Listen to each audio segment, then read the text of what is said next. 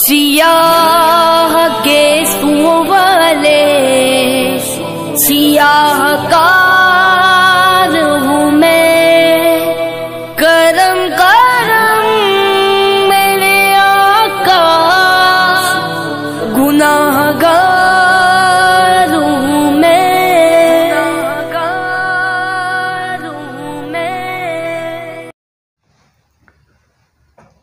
औज़ु बिल्लाहि मिनश्शैतानिर्रजीम, बिस्मिल्लाहिर्रहमानिर्रहीम। नाज़रीन इकराम, सलामुन अलैकुम वरहमतुल्लाहि वबरकातुह। प्रोग्राम बंदगी का आईना लेकर मैं सैयद वक़ार अहमद रिज़वी एक बार फिर आपकी खिदमत में हाज़िर हूँ। मैंने इससे पहले आपकी खिदमत में सरकार रिसालत माब हज़रत मोहम्मद मुस्तफ़ा सल्लल्लाहु अलैहि वसल्लम की तालीमात और आपकी अहादीस से एक जवान अपनी ज़िंदगी को कैसे कामयाब बनाए और जवानी की क्या ज़िम्मेदारियां हैं, उस सिलसिले से हमने 9 नुस्खे आपकी खिदमत में अर्ज़ किए और हमने मुसलसल इससे पहले के जो दुरूसे बंदगी का आईना के सिलसिले के जो दुरूस थे उसमें हमने सरकार रिसालत माब की तालीमात आपकी खिदमत में अर्ज़ की। आज मैं उस सिलसिले से 10वां और 11वां नुस्खा आपकी खिदमत में अर्ज़ करना चाहता हूँ कि सरकार रिसालत माब ने जवानों को ज़िंदगी बसर करने का क्या तरीक़ा सिखाया।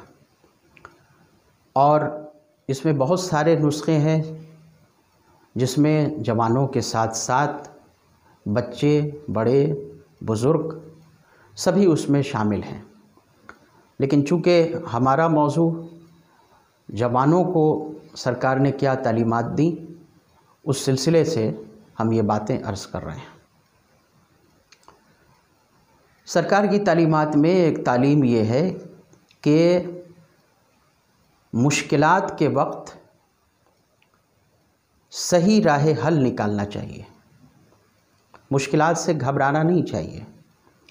ज़िंदगी मुश्किलात, पेचीदगी और आज़माइशों के मजमूए का नाम है।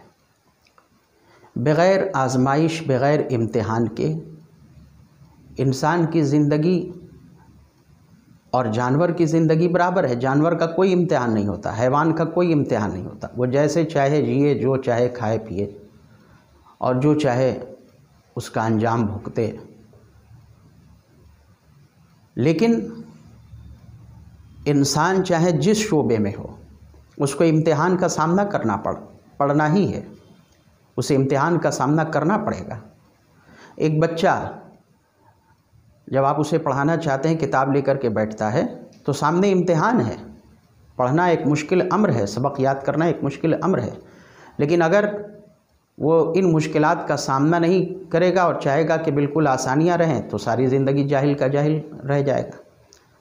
बल्कि यूँ कहें कि जैसे जैसे इम्तिहान और मुश्किलात की मनाजिल का ज़्यादा से ज़्यादा इम्तिहान सामना करता है, इंसान सामना करता है, वैसे ही तरक्की की मंजिलें पाता है। जो अतफ़ाल का दर्जा है, नर्सरी का दर्जा है, उसमें हल्का सबक, आसान सबक, उसके बाद जैसे जैसे वो मदारिज तय करता जाता है, जैसे जैसे ऊंची क्लास में पहुंचता है, वैसे वैसे सख्त किताबों का उसे सामना करना पड़ता है। इसी तरह एक बॉडी बिल्डर है, उसे भी जा कर के जिम में या मैदान में उसे एक्सरसाइज करनी पड़ती है और क्या खाना है, क्या नहीं खाना है, उसकी बाकायदा डाइट तय होती है, उसकी गाइडलाइन तय होती है। तब वो जा कर के एक कामयाब एथलीट बनता है और कामयाब वर्जिशकार बनता है। या आज जो हमारे मुल्क में जो आम खेल हैं, जो राइज खेल हैं, अगर हम आपको मिसाल दें कि किस तरह इंसान मुश्किलात तय करता है तो कामयाब होता है। जैसे हमारे मुल्क में क्रिकेट ज़्यादा राइज है, तो आम तौर से जो गुफ्तगू होती है कि तुम्हें सबसे ज़्यादा कौन सा मैच पसंद है, तो उसमें उन मैच की गुफ्तगू होती है कि जो सबसे सख्त था, जो बहुत सख्त मरहले से गुज़रकर और किसी ने उस मैच में अपनी टीम को फतह दिलाई। मसलन अगर पूछा जाए किसी से कि तुम्हें कौन सा मैच याद है, तो वो कहेगा कि हमें फ़लाँ मैच याद है। अरे भाई क्यों वो मैच याद है? तो अरे क्या बताएं, आखिरी ओवर था, 2 बॉल बची हुई थी और 12 रन बनाने थे। बॉलर भी बहुत अच्छा था और फील्डर भी बहुत अच्छे थे सामने वाली टीम के, लेकिन खिलाड़ी ने क्या किया, दोनों बॉल पे घुमा के छक्का जड़ दिया और वो मैच जो है क्या कहना, उसका कभी फरामोश नहीं कर पाऊंगा। तो वो सिर्फ आप, ऐसा नहीं है कि आप नहीं फरामोश कर पाएंगे, वो उसके तमाम साथी नहीं फरामोश कर पाएंगे। जिस टीम का वो खिलाड़ी था उसका बोर्ड नहीं फरामोश कर पाएगा, और उसकी वजह से उस खिलाड़ी की सलाहियत न सिर्फ मुल्की सतह पर बल्कि आलमी सतह पर उभर करके आती है और उसका पूरी दुनिया में नाम हो जाता है।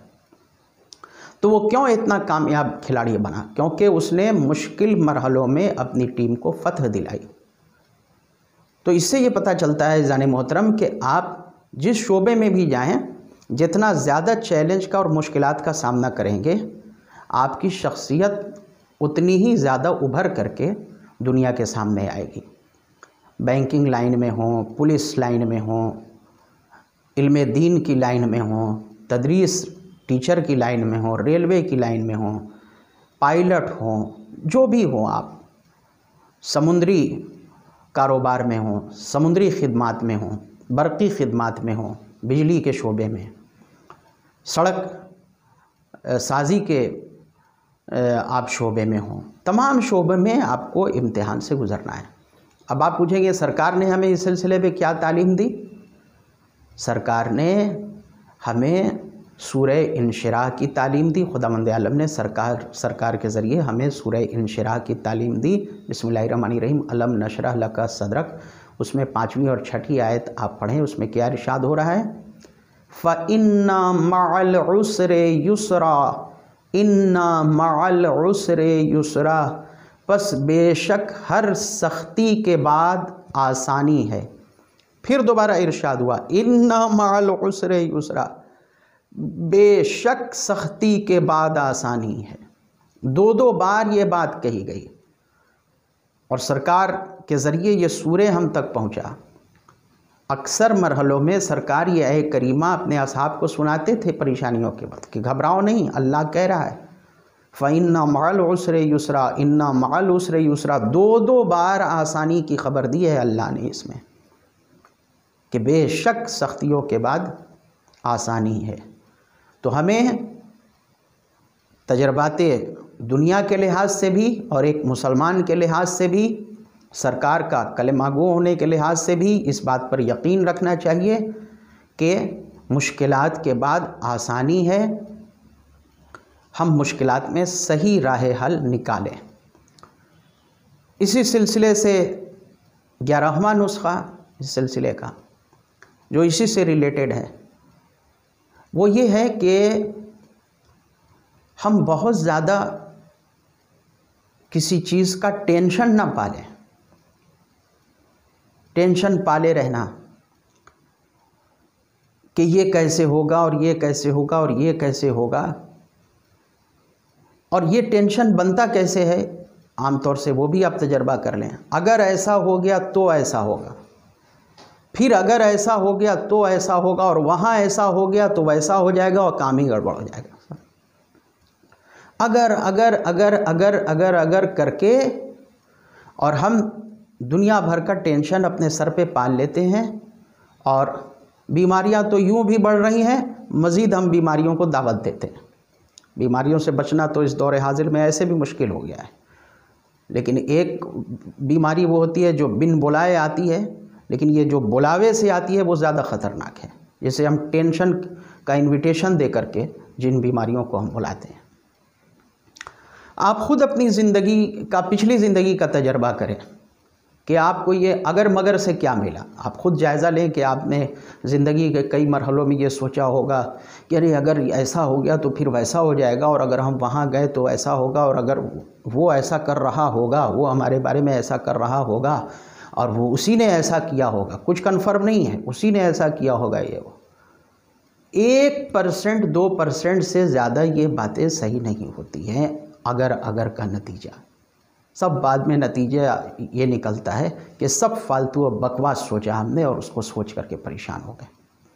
वो 1% भी न हो अज़ीज़ाने मोहतरम, 100% आपको कामयाबी मिलेगी जब आप टेंशन में और मुश्किलात में, बजाय इसके कि टेंशन में अपना वक्त सर्फ करें, राह हल क्या है, दुरुस्त रास्ता क्या है, ये सोचें। उसको भी समझा दूँ मिसाल दे करके। जैसे लॉकडाउन है, पुलिस ने मना किया है हमें शहर से बाहर निकलने को, और हम मसलन मैं इस वक्त शहर मुज़फ़्फ़रपुर में हूँ और मुझे पटना जाना है, और मना किया है कि पुलिस ने कि किसी को जाना नहीं है, और मैं बैठा सोच रहा हूँ कमरे में, पटना मुझे जाना ज़रूरी है मसलन किसी काम से,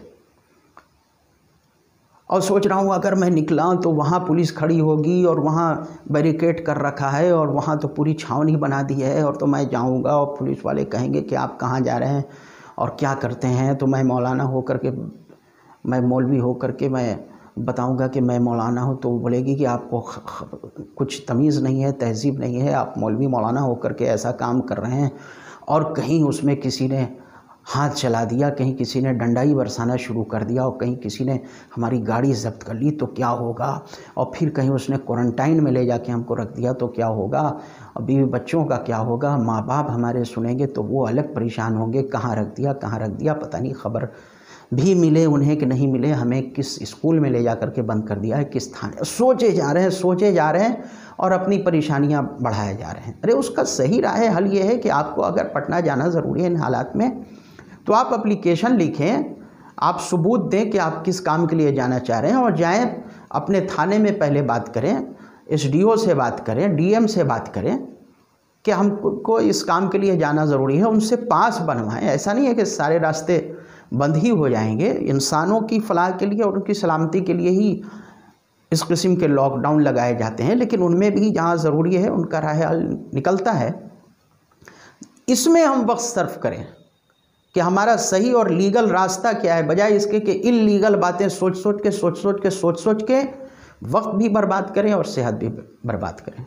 सरकार रिसालत मआब ने इस सिलसिले में हमें क्या फरमाया है, मैं मुस्नद अहमद इब्न हम्बल की जिल्द 2 की हदीस आपकी खिदमत में पेश कर रहा हूँ। सरकार रिसालत मआब ने फरमाया, इय्याकुम वल्लौ